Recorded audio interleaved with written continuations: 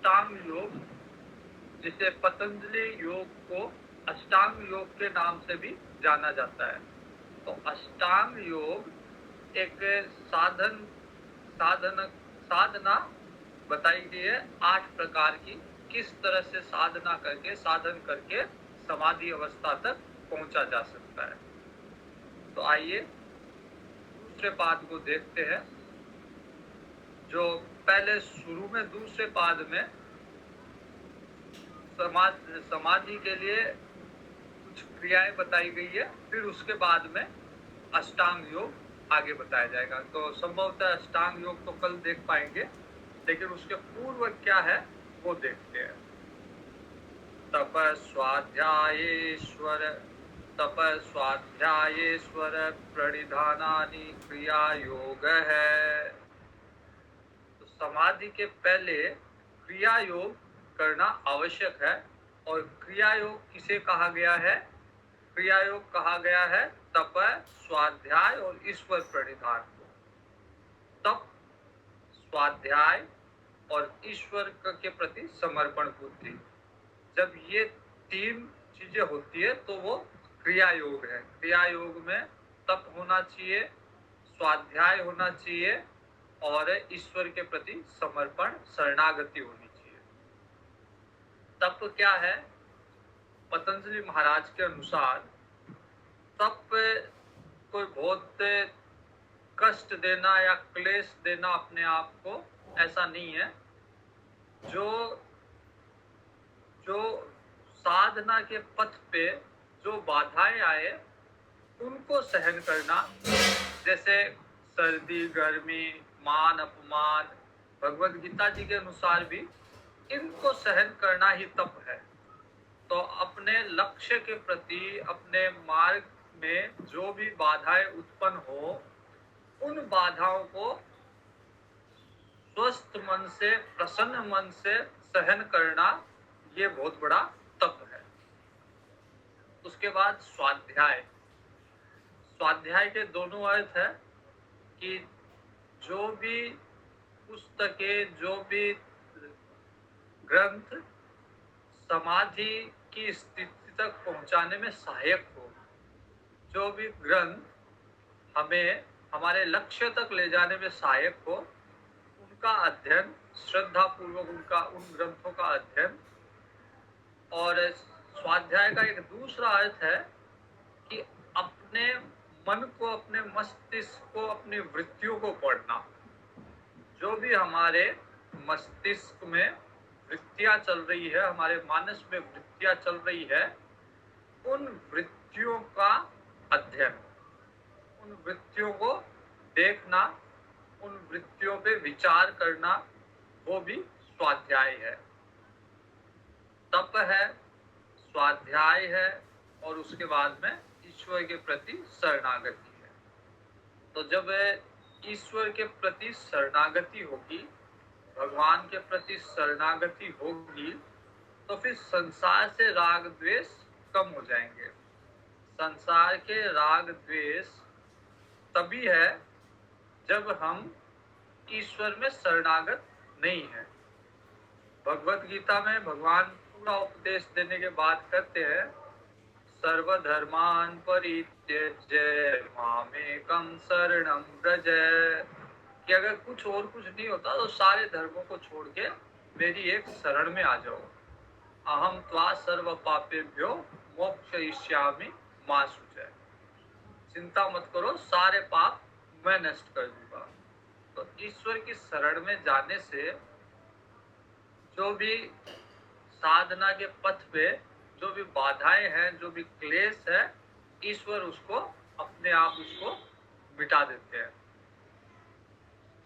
तो क्रिया योग के माध्यम से समाधि तक जाना, और क्रिया योग है तप, स्वाध्याय और ईश्वर प्रणिधान है, ईश्वर की शरणागति। तप क्या है कि जो भी परिस्थितियां आए उनको खुशी खुशी उनको स्वीकार करना, उस पर ज्यादा प्रतिरोध नहीं करना उसका। उनको जो भी बाधाएं आए, जो भी परिस्थिति आए, उनको सहज स्वीकार करना, ये बहुत बड़ा तप है। भगवान ने जैसी परिस्थिति दे रखी है उस परिस्थिति में अपने आप को ढाल लेना, उस परिस्थिति में रहना, ये बहुत बड़ा तप है। इसके उपरांत दूसरा नंबर सूत्र है समाधि भावनार्थ क्लेश तनु कारणार्थश्च। अब योग क्रिया, जो क्रिया योग ये बताया गया है कि तप करो, स्वाध्याय करो, ईश्वर के प्रति शरणागति करो, तो इससे की आवश्यकता क्यों पड़ी, इस क्रिया योग की आवश्यकता क्यों पड़ी?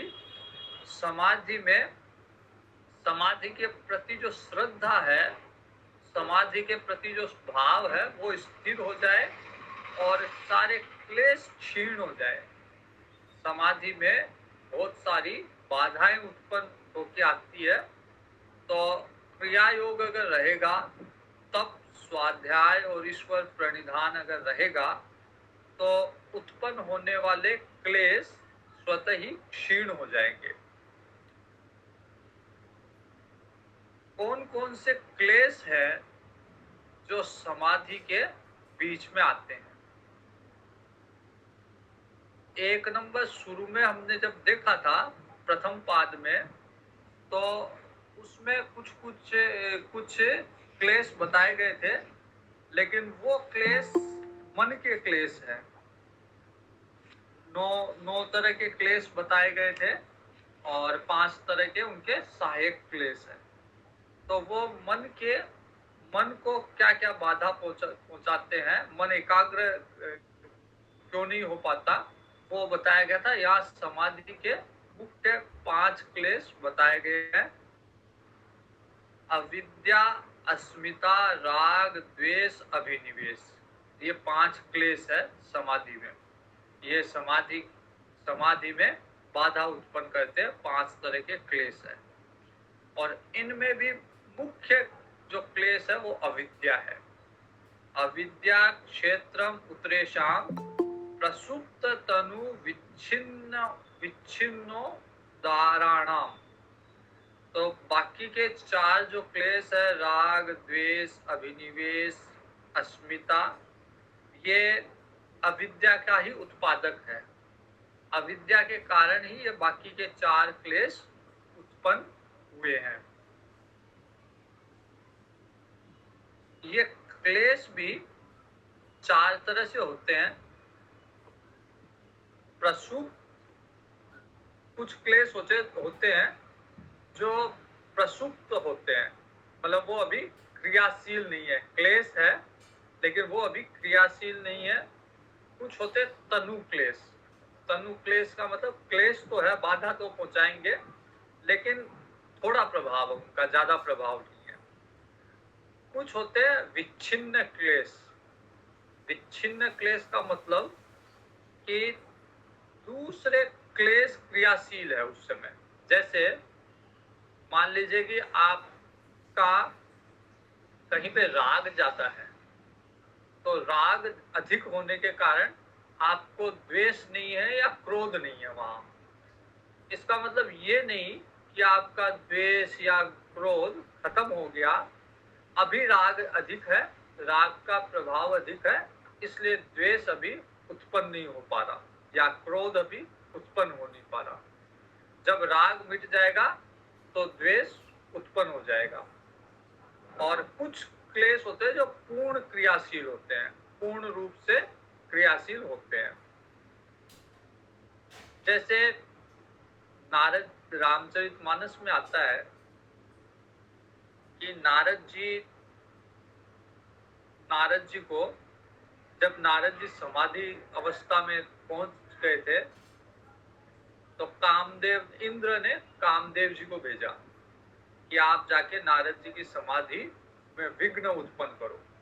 तो ये क्लेश जो है वो विघ्न है समाधि में, और कामदेव आया नारद जी की समाधि में विघ्न उत्पन्न करने के लिए। लेकिन नारद जी ने कामदेव पर काम पे विजय प्राप्त कर ली, काम से प्रभावित नहीं हुए नारद जी।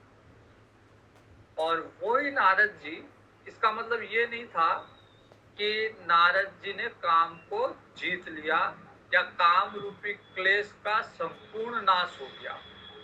ये अंकुरित रूप में, अव्यक्त रूप में, अवच्छिन्न रूप में नारद जी में था, क्योंकि वही नारद जी बाद में विश्व मोहिनी को देख के काम से प्रेरित हो जाते हैं, मोहित हो जाते हैं, काम से प्रेरित हो जाते हैं।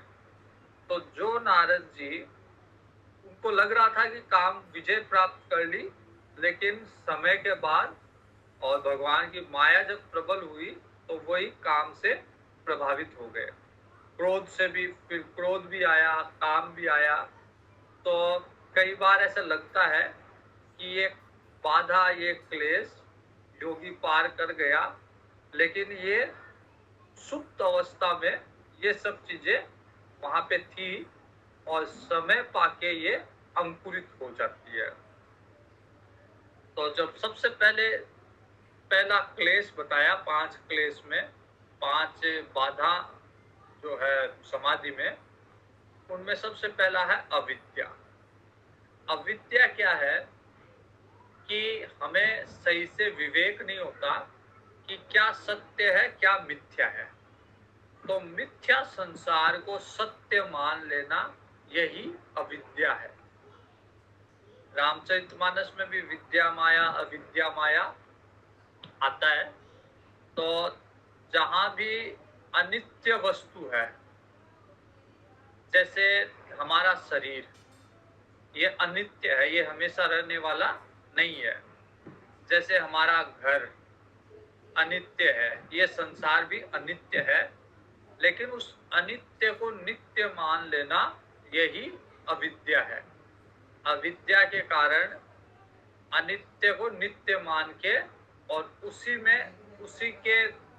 को संभालने में लग जाते हैं, और जो ईश्वर है, जो नित्य वस्तु है, भगवान है, ब्रह्म है, उसकी तरफ ध्यान नहीं जाता।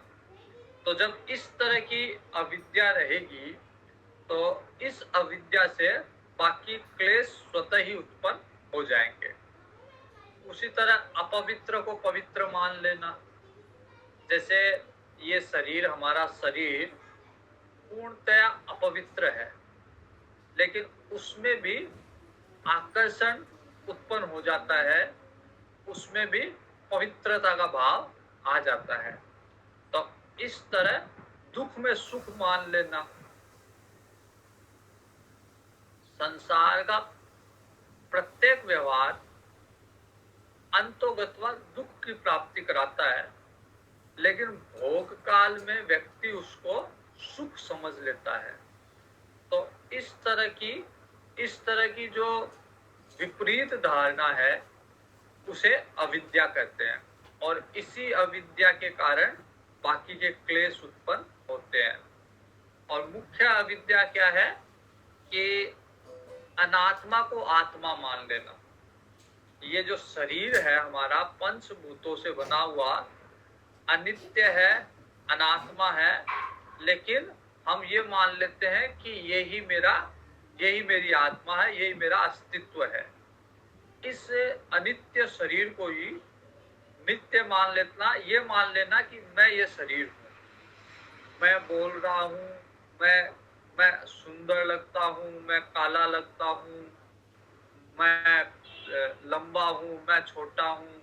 तो इस शरीर को मैं मान लेना, ये सबसे बड़ी अविद्या है। इसके बाद में, अविद्या के बाद में अस्मिता।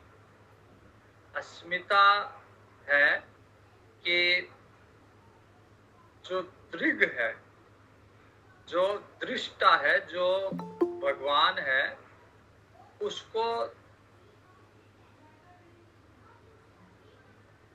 या इसको रामचरितमानस की भाषा में सरल शब्दों में कहें तो जड़ चेतन की जो ग्रंथि बताई गई थी वहां पे, कि चेतन जो है और जड़ है, ये शरीर, जो जीव है इस शरीर में, वो जड़ और चेतन से मिश्रित होके बना है। वास्तव में जड़ और चेतन दोनों की कोई ग्रंथि हो नहीं सकती, दोनों अलग अलग है, लेकिन एक आभास रूप से लगता है कि जड़ और चेतन एक ही है। उनमें उनके मध्य एक ग्रंथि पड़ गई, जिसको सुलझाने के लिए मानस में इतनी प्रक्रिया दी गई थी कि गाय गाय लाओ, गाय का दूध निकालो, उसका दही बनाओ, दही से घी निकालो, उसका दीपक जलाओ, उस दीपक में बैठ के, उस दीपक के प्रकाश में बैठ के उस ग्रंथि को सुलझाओ। तो जो चेतन है वो अपने आप को जड़ मान बैठा। हम लोग सब चेतन स्वरूप है, लेकिन हम अपने आप को शरीर मान बैठे। तो ये जड़ चेतन की ग्रंथि, ये समाधि में बाधा है, अस्मिता कहते हैं इसे। जो दृष्टा है और दर्शन शक्ति, जो मन बुद्धि इंद्रियां हैं, दोनों का एक रूप सा हो जाना, ये दृष्टा और दृक की ग्रंथि है। इसके बाद में राग, जो राग है वो सुख की लालसा है। राग क्या है कि एक बार सुख प्राप्त किया, अब मन करता है बार बार इसी इसी अनुकूलता में रहूं। तो सुख की प्रतीति के पीछे दौड़ने वाला मन का स्वभाव सदैव भोगने की आकांक्षा करता है। उसको लगता है सदैव ये भोग मेरे समक्ष बना रहे।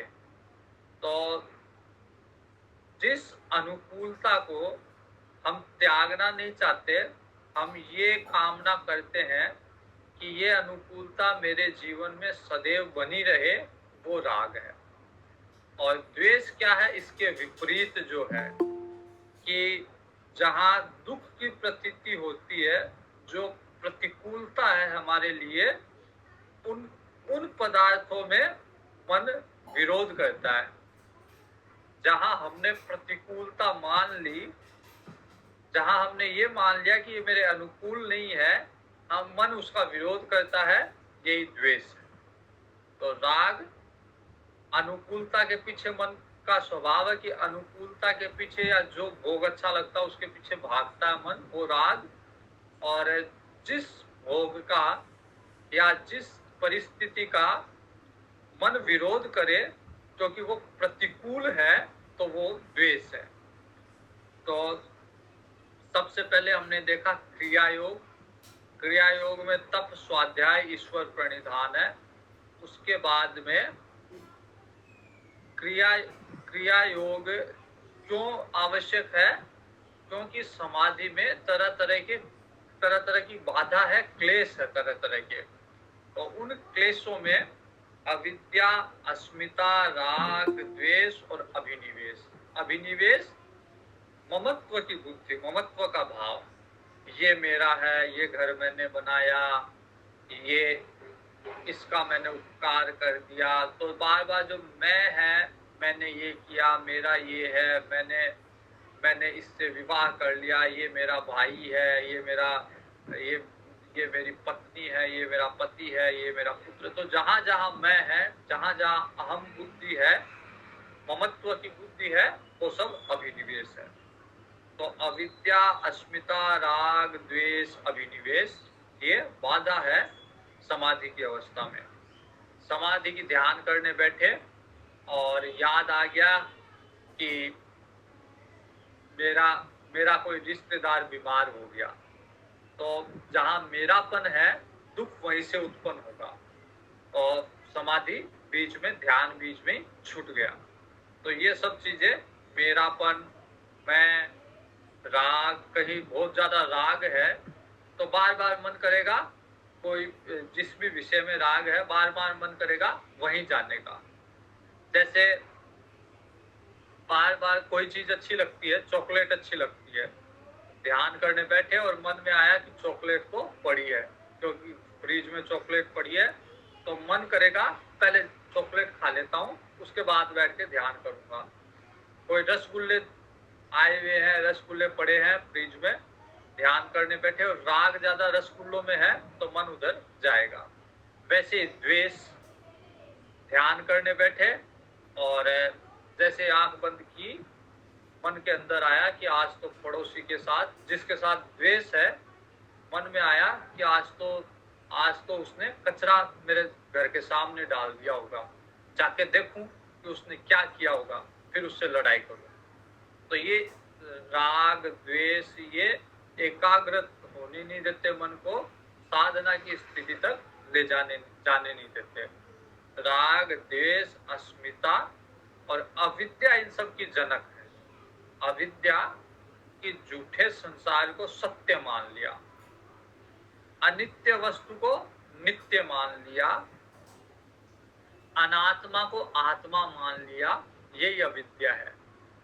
ये संसार, यहाँ तक कि ये शरीर जो है वो अनात्मा है, इसमें कोई आत्मा नहीं है। शरीर में मरने के बाद शरीर ऐसे का ऐसा रहेगा, पंच महाभूतों का बना है और पंच महाभूत वैसे के वैसे रहेंगे शरीर में।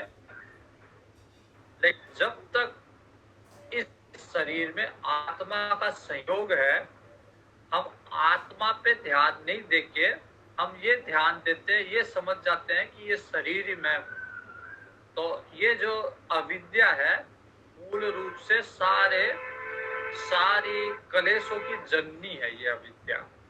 तो इस तरह हमने देखा कि ये क्लेश जो है साधना में, समाधि में बाधक तत्व है और इन्हीं के निवारण के लिए क्रिया योग दिया हुआ है। क्रिया योग तप, स्वाध्याय और ईश्वर प्रणिधान है। तब क्या है कि जो भी परिस्थिति सन्मुख हो, जो भी स्थिति आए उसको सहन करना। जैसे आप ध्यान करने बैठे और किसी ने कोई आपको गाली दे रहा है, तो उसको सहन करना, उसमें न राग न द्वेष, उसको मन को विक्षिप्त नहीं करना, मन को उसमें नहीं लगाना, वही तप है। तप अलग से एक टांग पे खड़ा होना या उल्टा लटक जाना या आग जला के बैठ जाना, ये नहीं है। हाँ, लेकिन जैसे गर्मी ज्यादा पड़ रही है उसको सहन करना, सर्दी ज्यादा पड़ रही है, जहां तक संभव हो उसको सहन करना, ये तप है। जो भी परिस्थिति आई, कोई आपको मान दे रहा है, कोई अपमान दे रहा है, कोई सम्मान दे रहा है, सबको सहन करना, यही तप है। तो क्रिया योग में जो कि इन बाधाओं से उभारता है, उसमें तप है, स्वाध्याय है। स्वाध्याय ऐसे ग्रंथों को पढ़ना जो समाधि अवस्था की ओर ले जाए, ऐसे ग्रंथों को पढ़ना जो ईश्वर की तरफ ले जाए, भगवान की तरफ ले जाए, या ऐसे ग्रंथ जो वैराग्य उत्पन्न करे, जो संसार की अनित्यता को बताए, जो इन तरह की जो बाधाएं हैं समाधि में उनको दूर करे, उसमें सहायक हो। और सबसे बड़ा स्वाध्याय अपने मन को पढ़ना, मन की वृत्तियां, क्या वृत्ति चल रही है मन में और उसका क्या एक्शन होता है, क्या प्रभाव होता है उसका। जैसे मन की वृत्ति को पढ़ना, किस कारण से मेरे को क्रोध आता है, उन कारणों का विवेचना करना और उनको दूर करने का उपाय करना। तो खुद के मन को पढ़ना भी स्वाध्याय है। तप, स्वाध्याय और फिर ईश्वर के प्रति शरणागति, ये तीन चीजें मिला के क्रिया योग बनता है, जो कि इस तरह के समाधि में उत्पन्न होने वाले क्लेशों को दूर भगाता है।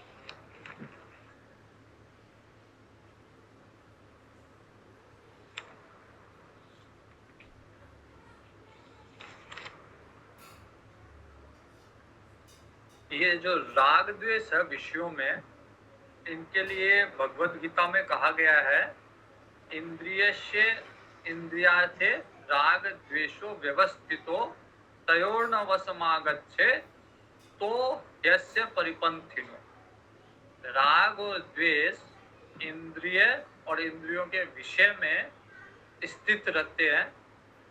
जैसे आंख है, तो आंख को आंख का कार्य है दृश्य, देखना, लेकिन सारे दृश्य आंख को अच्छे नहीं लगते हैं। कुछ अच्छा लगता है, किसी में राग है, कुछ बुरा लगता है, तो किसी में द्वेष है। तो राग और द्वेष ये क्या है? परिपंथिनो, लुटेरे हैं ये मार्ग में बैठे हुए लुटेरे हैं। जैसे जैसे कोई समाधि में प्रवेश करना चाहता है, ध्यान लगाना चाहता है, और विषयों में राग द्वेष है, तो ये एक तरह से लुटेरे हैं जो उसकी समाधि की इच्छा को नष्ट भ्रष्ट कर देते हैं।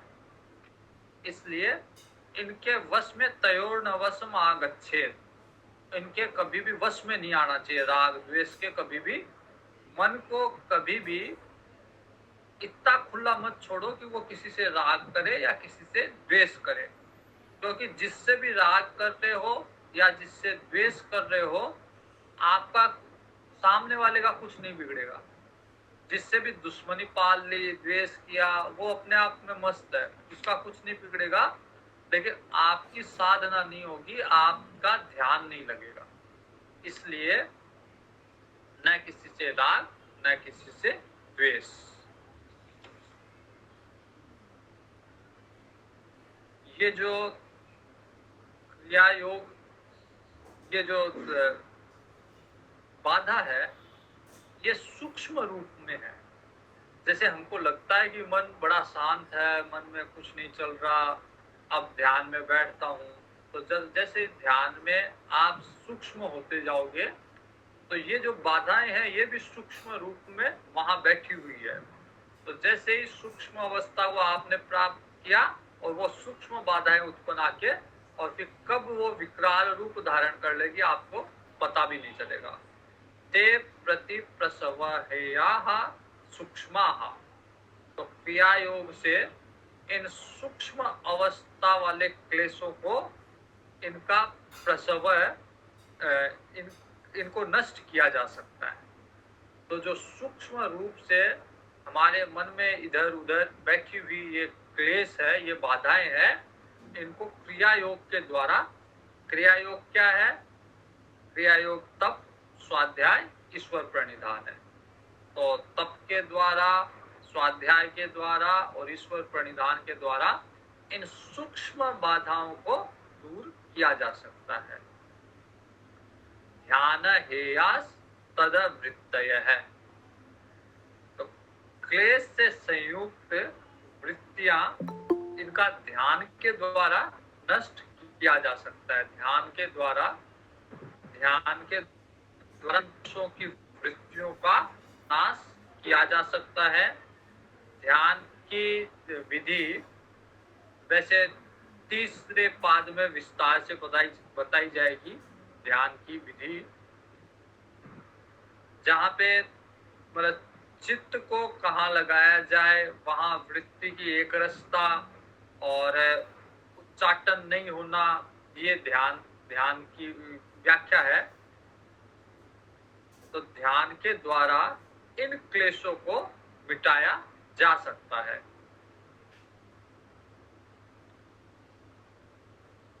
क्योंकि ये जो शुभ और अशुभ संस्कार है, ये दुख ही देने वाले हैं। हमारे मानस में या तो शुभ संस्कार या अशुभ संस्कार, दोनों तरह के संस्कार ध्यान में बाधा उत्पन्न करने वाले हैं। इसलिए इन संस्कारों को, विशेषकर ये जो क्लेश उत्पन्न करते हैं संस्कार, इनको दूर किया जाना चाहिए। क्लेश मूल कर्माशयो दृष्टा दृष्ट जन्म वेदनीय है। क्लेश का मूल जब अविद्या है, हर तरह का क्लेश जो है वो वहीं से प्रारंभ होता है, जब हम अपने आप को शरीर मान लेते हैं, जब हम संसार को सत्य मान लेते हैं। तो ये जब अविद्या उत्पन्न होती है, इस अविद्या के कारण ही हमें शरीर मिला है। हमारा जन्म इस अविद्या के कारण ही है कि पिछले जन्म में हमने अपने आप को चेतन नहीं मान के जड़ मान लिया। किसी न किसी शरीर को हमने ये मान लिया कि मैं, जैसे मान लीजिए कि पिछले जन्म में हम हाथी थे, तो हमने ये मान लिया कि मैं हाथी हूँ, अविद्या में रहे। तो वो अविद्या के कारण ही हमें दूसरा शरीर मिला। जिस शरीर की भी भावना हमारे मन में रही होगी वो शरीर हमें प्राप्त हुआ। जैसे आज मैं मनुष्य शरीर में हूँ, पुरुष शरीर में हूँ। अगर मेरी लालसा, अगर मेरी वासना स्त्री शरीर में होगी या मेरी वासना किसी अन्य पशु पक्षी के शरीर में होगी तो मुझे वही शरीर मिलेगा। इसके लिए मैंने सबसे पहले क्या किया, मैंने ये माना कि मैं शरीर, मैं पुरुष शरीर हूँ। तो ये अविद्या, यही सारे क्लेशों की जननी कहा गया है इसे। तो क्लेश मूल है कर्माशयो दृष्टा दृष्ट जन्म वेदनीय है। तो जब तक अविद्या रूपी क्लेश रहेगा तब तक कर्म संस्कारों का समुदाय दृष्ट और अदृष्ट रूप से वो जन्मों में भोग भोगता रहेगा। तो जब तक हम ये मानेंगे, अपने आप को ये नहीं मानेंगे कि मैं ईश्वर का पुत्र हूँ, मैं परमात्मा का पुत्र हूँ, मैं चैतन्य हूँ, मैं जड़ नहीं हूँ, तो अपने वास्तविक स्वरूप को जब तक नहीं मानेंगे कि मैं चैतन्य हूँ, मैं आत्मा हूँ, मैं संसार नहीं हूँ, मैं शरीर नहीं हूँ, मैं आत्मा हूँ, इस चीज को, इस सत्य को जब तक स्वीकार नहीं करेंगे तब फिर क्लेश मिलता रहेगा। एक जन्म से दूसरे जन्म में कर्म के आश्रय से हम घूमते रहेंगे। उन एक जन्म से दूसरे जन्म में कर्म के विवश होके गए, वहां पे शुभ अशुभ जो भी भोग मिला वो भोगा, और पुण्य पाप कमाया, पुण्य पाप से फिर जहां जो भोग मिलना था वो भोग भोगा। तो यही क्रम चलता जाएगा। उन भोग का स्वरूप क्या होगा? सती मूले तत्विपाको जाति आयुर भोगा। क्लेश रूपी मूल विद्यमान रहने तक, जब तक क्लेश रहेगा, जब तक ये समाधि के ये बाधक तत्व रहेंगे, और उसमें सबसे बड़ा क्लेश है अविद्या।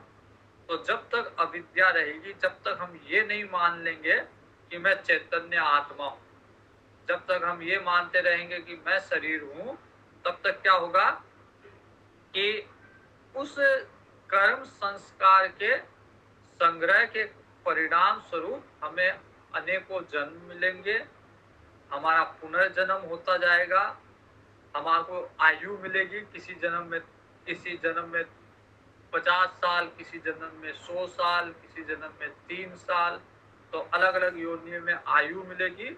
उस आयु में हमें तरह तरह के अच्छे या बुरे भोग भोगने पड़ेंगे। तो बहुत सारे भोग हम नहीं चाहते, लेकिन प्रारब्ध के वशीभूत होके हम भोगते हैं। अच्छे भी भोगते हैं, बुरे भी भोगते हैं।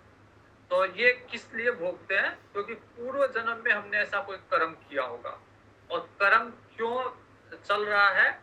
क्योंकि हमने ये मान रखा है कि मैं करता हूँ, मैं ये शरीर हूँ, मैं करने वाला हूँ। तो जब तक कर्ता भाव रहेगा तब तक कर्म का फल मिलता रहेगा। जिस दिन ये मान लिया कि मैं करने वाला नहीं हूँ, मैं करता नहीं हूँ, मैं तो शुद्ध चैतन्य आत्मा हूँ, गीता जी में लिखा है कि अगर कोई ये मान ले कि मैं आत्मा हूँ, फिर ये सारे संसार की हत्या कर दे, उसे हत्या का पाप नहीं लगेगा। अर्थात उसे कर्म का फल नहीं मिलेगा।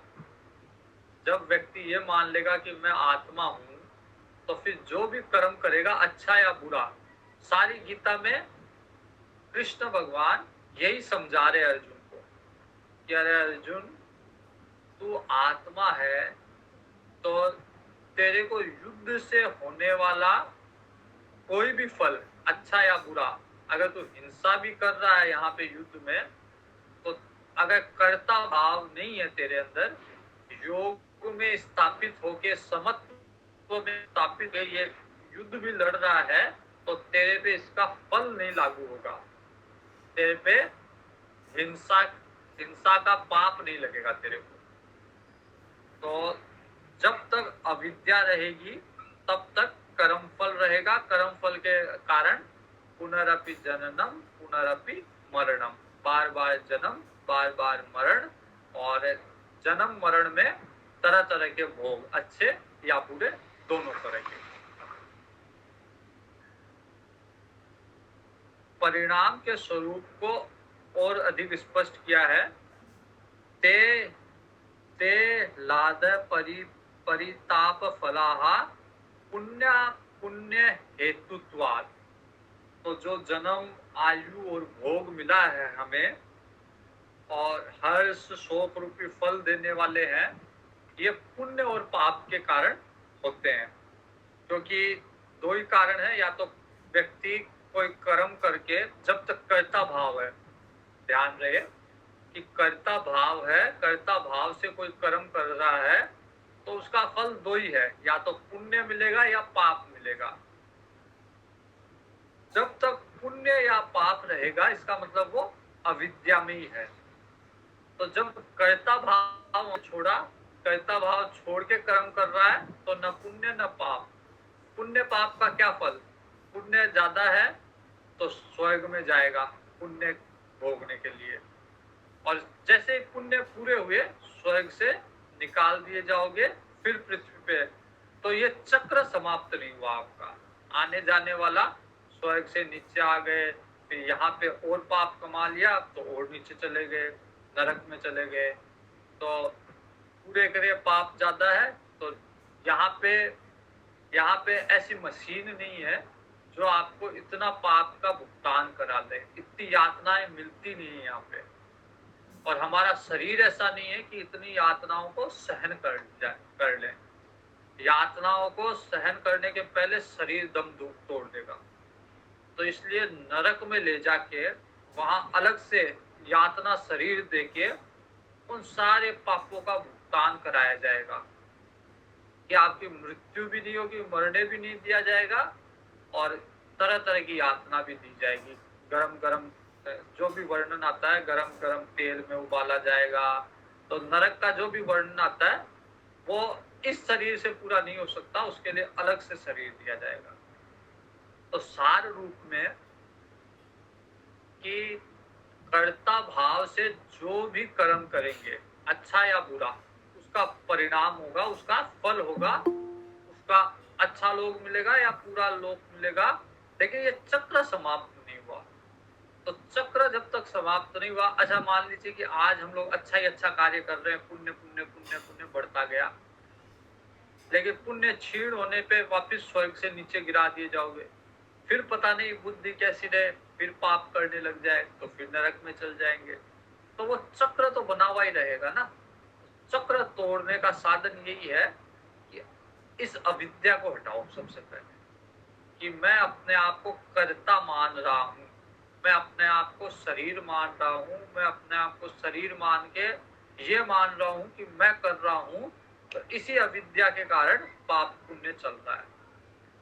तो इसलिए जब ये अविद्या रूपी क्लेश नहीं रहेगा, अन्य राग द्वेष नहीं रहेंगे, किसी में अहम बुद्धि ममत्व बुद्धि नहीं रहेगी, तो फिर समाधि अवस्था में जाया जा सकता है, समाधि की साधना की जा सकती है। जब तक ये राग द्वेष, ये मेरा ये तेरा, ये या कर्ता भाव या अपने आप को शरीर मानना, ये सब रहेगा, तब तक ध्यान लग नहीं पाएगा, समाधि में जा नहीं पाओ। तो ये सब क्या पुण्य अपुण्य का हेतु है।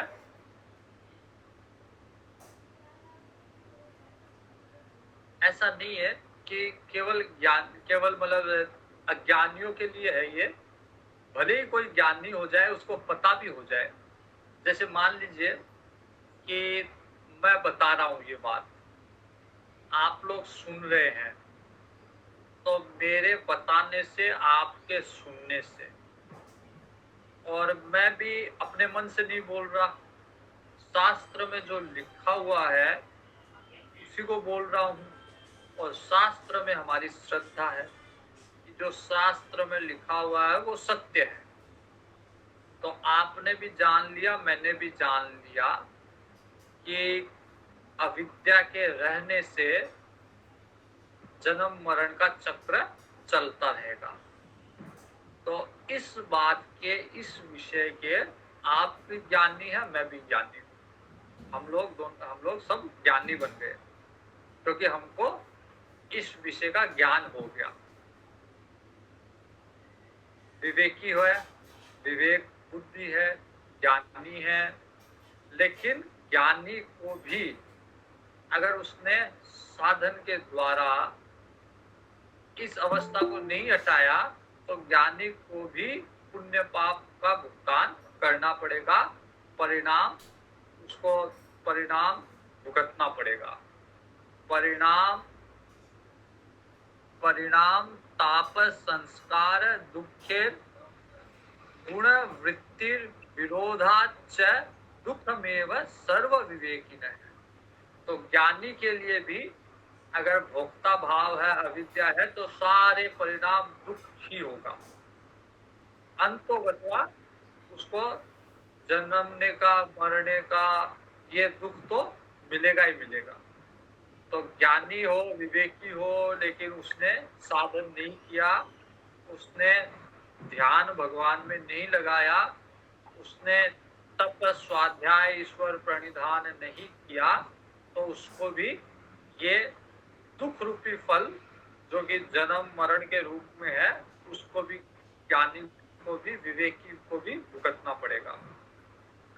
तो परिणाम दुख, ताप दुख, संस्कार दुख, 3 तरह के दुख बताए। परिणाम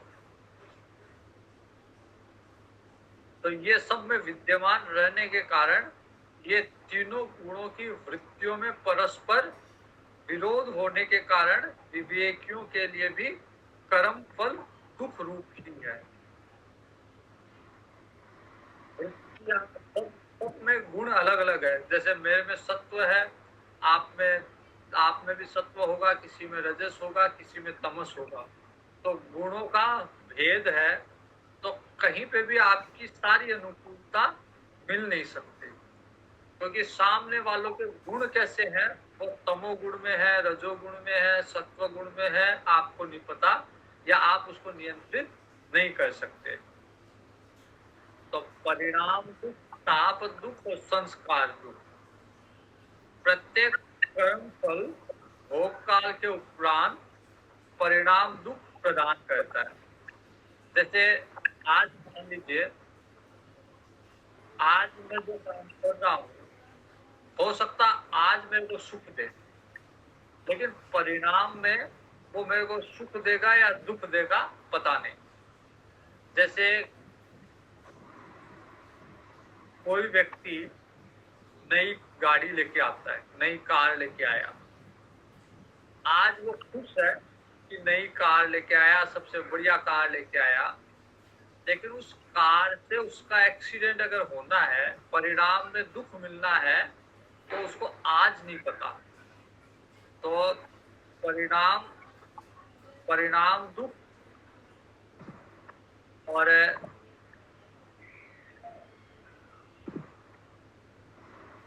ताप दुख क्या होता है कि जैसे मान लीजिए कोई पड़ोसी कार लेके आया और आप उससे द्वेष कर रहे हो, तो आपका कुछ नहीं गया, लेकिन वो ताप दुख था आपके लिए, आप अंदर ही अंदर तप रहे हो।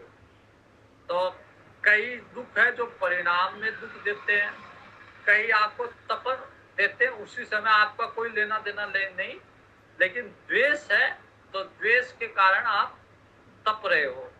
तो इसी तरह संसार के अधिकतर दुख इसी तरह के है। कोई ईर्ष्या करता है, कोई द्वेष करता है, कोई राग करता है। जैसे आप किसी व्यक्ति से राग करो, आपका मित्र है, आपका पुत्र है, उसके कुछ हो जाए, उसका एक्सीडेंट हो जाए, उसकी मृत्यु हो जाए, उसको कोई कष्ट हो जाए तो आपको दुख होगा। तो परिणाम दुख, ताप दुख और संस्कार दुख।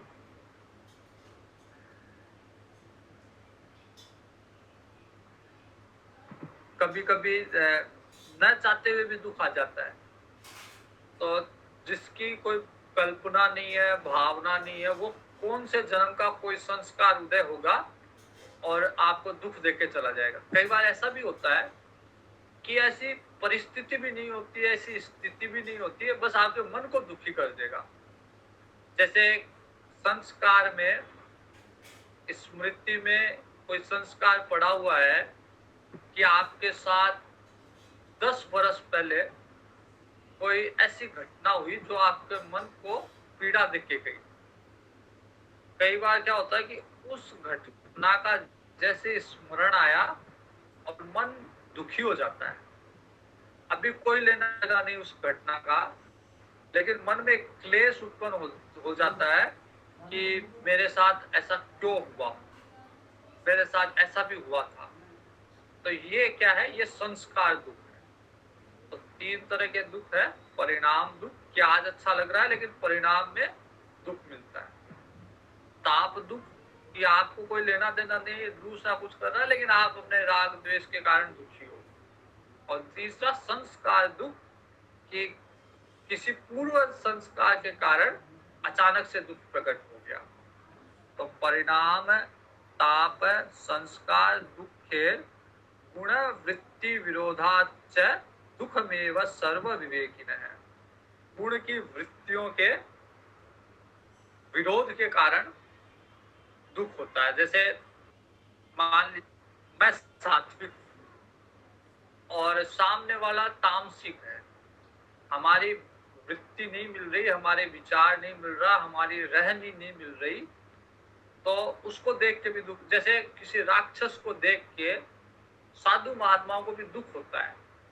राक्षस ने कुछ नहीं किया लेकिन उसकी वृत्ति जो है, साधु महात्मा की वृत्ति सात्विक है और उसकी तामसिक है, तो वृत्तियों में अंतर ही दुख दे देता है।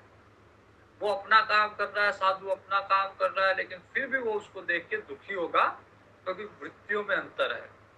तो परिणाम दुख, ताप दुख, संस्कार दुख और वृत्ति के विरोध से दुख। एक बार मेरे को याद है कि किसी आश्रम में था, तो वहां पे कुछ कार्य दिया गया था और एक टीम मिलके वो कार्य करने वाली थी।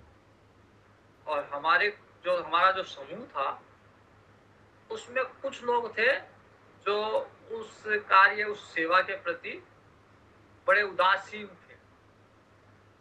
तो मुझे थोड़ा सा अजीब लगता, दुख होता था इससे। फिर मेरे को किसी ने समझाया ये इनकी गलती नहीं है, इनमें तमस ज्यादा है, इनमें अभी तमस गुण ज्यादा होने के कारण ये सेवा को महत्व नहीं दे रहे, सेवा के प्रति उदासीन है। तो वृत्तियों, गुण का जब भेद रहेगा तो वो भी दुख देगा। तामसिक वृत्ति अंधकार की ओर प्रवृत्त करती है और सात्विक वृत्ति प्रकाश की ओर ले जाने वाली होती है। तो इनमें अगर अंतर रहेगा, इन तो परिणाम में, भोग में ये भी बाधा उत्पन्न करेगी। इसलिए विवेकी व्यक्ति के, पुरुष के लिए भी कर्म फल भोग दुख रूपी है।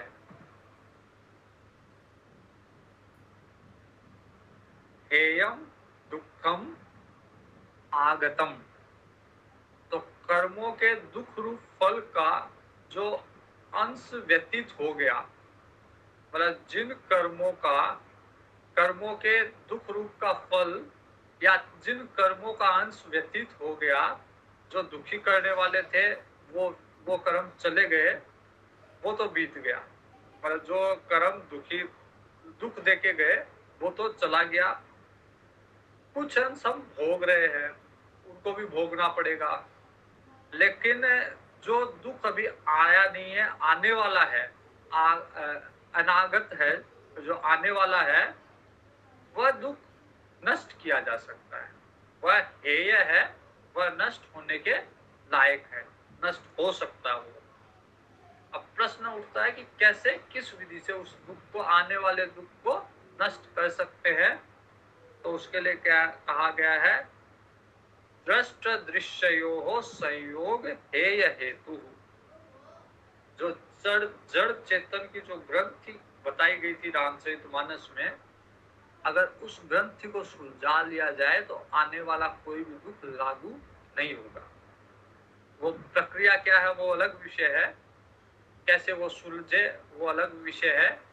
उसके लिए जो लंबी प्रक्रिया बताई गई वो ज्ञान की, और भक्ति रूपी मणि के प्रकाश में सुलझाया जाए वो भक्ति की प्रक्रिया।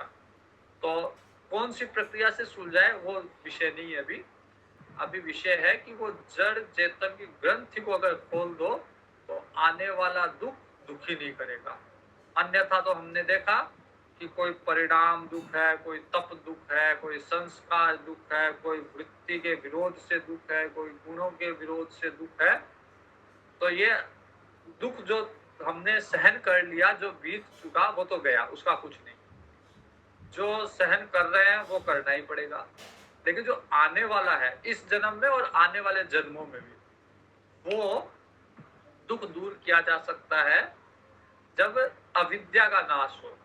अविद्या क्या, कि मैं ये शरीर हूं, ये अगर मानना छोड़ दे, मैं आत्मा हूं ये मानने लग जाए, तो ये आने वाला दुख सारा इसको नष्ट किया जा सकता है।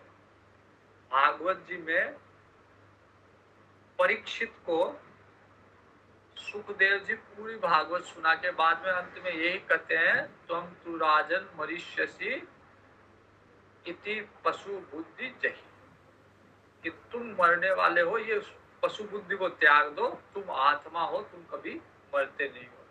तो आत्मा में कोई दुख लिप्त नहीं होता, कोई दुख लागू नहीं होता आत्मा पे। प्रकाश क्रिया स्थिति शीलम भूतेन्द्रियात्मकम भोगापवर्गार्थम दृश्यम। तो ये जो दृश्य है, ये जो संसार है, ये प्रकाश क्रिया स्थिति शील और भूतेन्द्रिय, भूत और इंद्रिय क्रियात्मक भोगापवर्गार्थ है। मतलब भोग के लिए या तो भोग लो या मोक्ष को प्राप्त कर लो। ये दो ही इस संसार में, इस दृश्य जगत में, या तो भोग लो या साधन करके मोक्ष को प्राप्त कर लो। तो प्रकाश क्रिया और स्थिति जिसका स्वभाव है, इस संसार में प्रकाश भी है, ज्ञान भी है, क्रिया भी है। तो ये इस संसार का स्वभाव है कि आप ज्ञान में जाना चाहते हो, प्रकाश में जाना चाहते हो, या क्रिया में उलझे हुए रहना चाहते हो। प्रकाश क्रिया स्थिति शीलम, और भूत और इंद्रिया इसका प्रगट स्वरूप है। भूत मतलब पंच महाभूत से बना हुआ शरीर, और इंद्रिया ये दृश्य का प्रगट स्वभाव है। मतलब हम लोग जो सुख दुख भोग रहे हैं वो इसी इंद्रिया, इसी स्थूल शरीर में भोग रहे हैं। तो दृश्य का प्रकट स्वभाव है हमारा ये शरीर, भूत और इंद्रियों से बना हुआ। पुरुष के लिए भोग और मोक्ष का संपादन करना ही जिसका प्रयोजन है, ये ऐसा ही दृश्य है। मतलब संसार ऐसा ही है, या हमारा शरीर ऐसा ही है, जो भोग भी प्रदान करता है और मोक्ष भी प्रदान करता है। ये हमारे विवेक पे है कि हम भोग को चुनते हैं या मोक्ष को चुनते हैं, हम क्रिया को चुनते हैं या ज्ञान को चुनते हैं, ये हमारे ऊपर निर्भर करता है।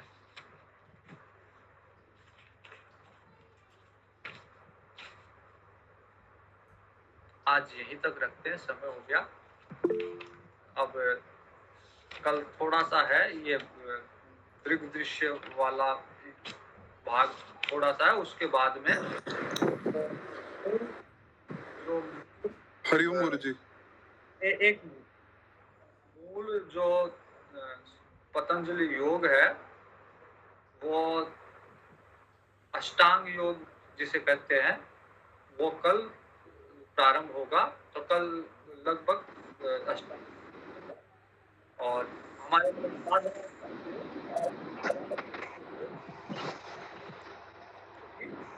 पतंजलि योग सूत्र का मूल भाग है। या बहुत सारे लोग पतंजलि योग सूत्र को अष्टांग योग के नाम से भी जानते हैं। प्रसिद्धि पतंजलि योग की अष्टांग योग से ही है। तो ये हम कल देखने वाले हैं। आज के लिए इतना ही। ओम पूर्णमद पूर्णमिदं पूर्णात् पूर्णमुदच्यते पूर्णस्य पूर्णमादाय पूर्णमेवावशिष्यते। ओम शांति शांति शांति।